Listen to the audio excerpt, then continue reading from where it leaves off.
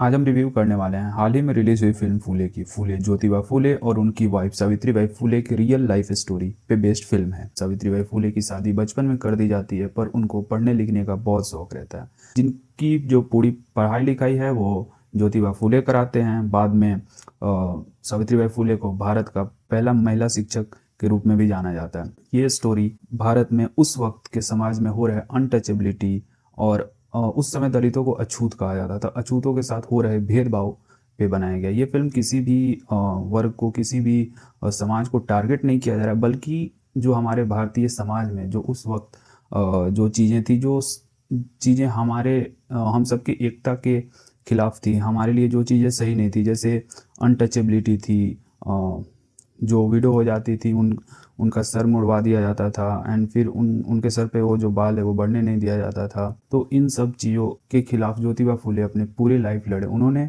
Girls child के लिए पहला स्कूल खोला था। एंड फिर इस फिल्म में यही दिखाया गया कैसे उनके स्ट्रगल जो चल रही है वो लोकल ब्राह्मण्स और फिर अंग्रेजी हुकूमत से। कुछ लोग उनको बोलते थे कि वो अंग्रेजी हुकूमत का सपोर्ट करते थे, पर फिल्म देख के आप ये समझोगे कि वो अंग्रेजी हुकूमत के सपोर्टर नहीं थे, बल्कि वो जहाँ उनको ज़रूरत थी वहाँ अंग्रेज़ों से मदद ले रहे हैं। वो अपने भारतीय स्टूडेंट, भारतीय जो गर्ल चाइल्ड हैं, लड़कियों के लिए स्कूल खुलवा रहे हैं, उनके लिए उनसे जो सपोर्ट है वो ले रहे हैं। ज्योतिबा फुले को महात्मा ज्योतिबा फुले भी कहा जाता है। ये गांधी जी को महात्मा का टाइटल किसने दिया था, अगर आप सबको पता है तो आप कमेंट करके बताओ। पर महात्मा गांधी से पहले ज्योतिबा फुले को टाइटल दिया गया था महात्मा का।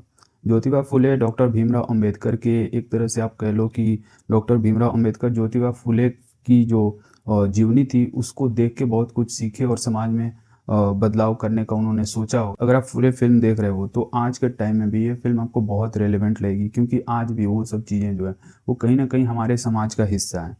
तो मैं रिकमेंड करूँगा कि आप ये फिल्म देखो। फिल्म की टोटल बजट जो थी वो 25 करोड़ रुपए बताई जा रही है, और फिल्म की जो फर्स्ट डे की अर्निंग है वो 21 लाख है, जो कि बहुत कम है।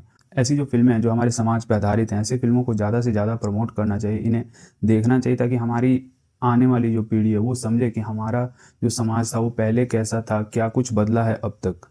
तो ये फिल्म मैं रिकमेंड करूँगा, आप जाओ देखो। फिल्म बहुत ही अच्छा है। फिल्म में जो डायरेक्टर हैं, जो फिल्म के एक्टर हैं, जो एक्ट्रेस हैं, इन्होंने बहुत अच्छा अपना किरदार निभाया है। मेरे को फिल्म कहीं से भी कोई ये नहीं लगी कि ये किसी समाज या फिर किसी पे हमला है। ये इसमें आप देखोगे तो जो ज्योतिबा फूले एक समाज बनाए थे, सत्य शोधक समाज, तो उसके हिस्सा जो है वो पंडित विष्णु पंत भी थे। तो इसमें सब धर्म के लोग थे। ये ऐसा नहीं कि ब्राह्मण पे ये मतलब एक तरह से ब्राह्मण के अगेंस्ट ये फिल्म है, ऐसा कुछ मेरे को नहीं दिख रहा है। मेरे को मैं जो सत्य शोधक समाज को देख रहा हूँ, जिनका उन्होंने स्थापना किया, उसमें सारे धर्म के लोग हैं।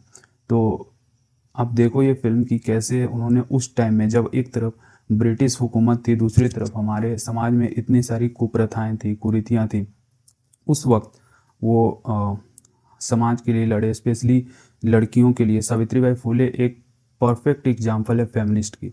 तो उस वक्त, आज से समझो कि लगभग 200 साल पहले, कोई इस तरह से सोच रहा था कि समाज में लड़कियों की शिक्षा इतनी ज़रूरी है। तो सोचो कि उस आदमी का सोच कितना ऊपर रहा होगा, कितना ऊपर दर्जे का उसका सोच होगा। तो आई रिकमेंड कि आप ये फिल्म देखो और अपने फैमिली को भी दिखाओ। Thank you.